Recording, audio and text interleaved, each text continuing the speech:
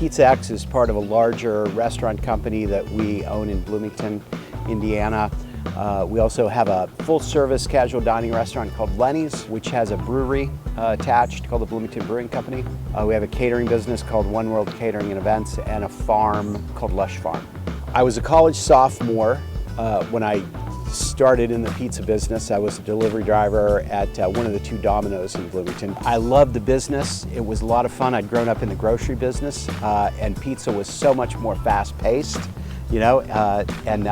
pizza delivery is also, I've long thought I was so happy to start in that business because really a very simple business. Not a lot of different items in the store, but all the key elements of running a restaurant. We were big on, as soon as we opened, we sliced all our vegetables fresh every day. We made our dough every day, and our dough has a tighter window of when you could use it. We still have this model of making everything fresh. Well, freshness is certainly a key, and the consistency that we're able to drive with our commissary system. Also, service is part of the product.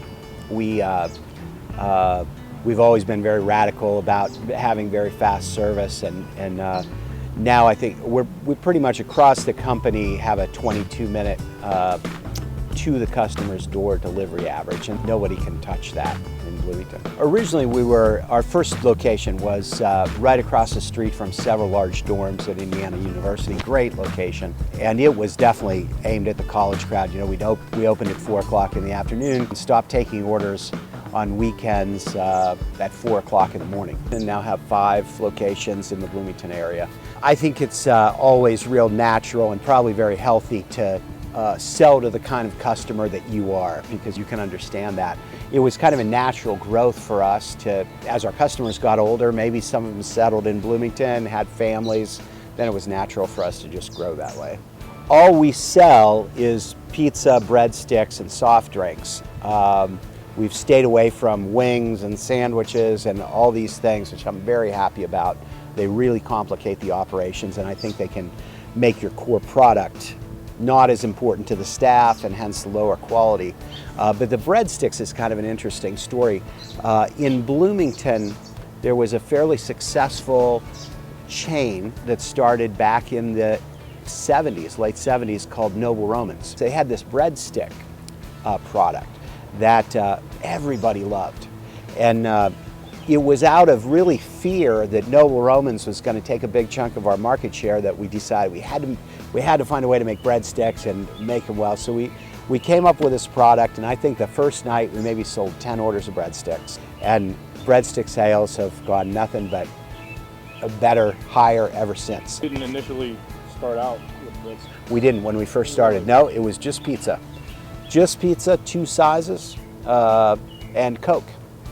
That was the old Domino's model, and no Diet Coke. Even adding a different sauce option for breadsticks is something that you really have to think long and hard about how it's going to change the operation. Everything takes minutes and time and cost efficiencies and stuff like that. So that's why.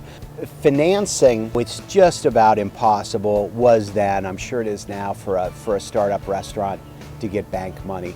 And probably for very good reason. You know, had we gotten a loan from a bank instead of a loan from my father, who was a businessman, we would have been out of business after our first year, I think, because, you know, still when I do projects, they always cost twice as much as I think they're going to cost. People typically forget. You think you're going to open your door, you know, and make money right off the bat, and you just don't. And by not making money, I mean that you lose money. You have to keep bringing money to the thing, often by the shovelful. The fact that you need to do that in the early days is just part of it, because you cannot control your costs so well in those first years that you can make money. From a level of financial success within the business, I think there's been a couple real strong keys. I'd say the biggest key, we've really actively taught our managers how to make a profit. Our managers aren't bonused on some contrived system. They're bonused by the profitability of their store, and to a smaller degree, the profits of the entire Pizza X company, all 5 stores. That makes Lenny and myself, as owners of the company, partners with our store managers. You got to pay attention at all levels. Watch what your competitors are doing, but just really watch your customers. You know, what do your customers want? I think an independent can't and doesn't need to market like a big company markets. You know, we've been doing these cups for about 25 years. If you just looked at the cost of this cup compared to a bottle of Coca-Cola or a can or a styrofoam cup, and look at what happens to your packaging cost, you could never justify this. Okay, this cup's going to cost me 15 cents more. Could I charge enough in my product? Doesn't even have to be just a drink, but could I charge enough to make this make sense? And all of a sudden this is in our customer's cupboard.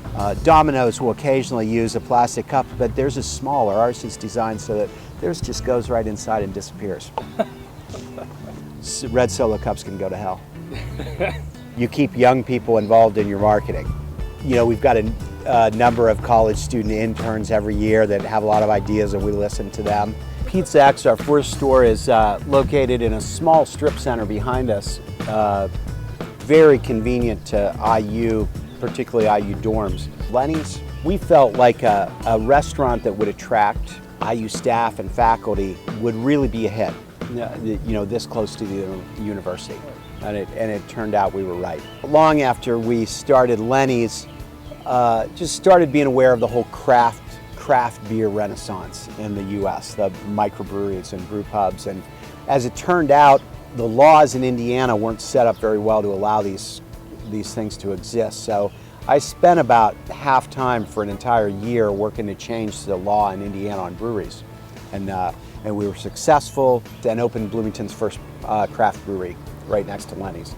The work is not hard. You can teach anybody the work. I think if people have the right attitude, that's what's key. You can't survive selling $4.99 pizzas.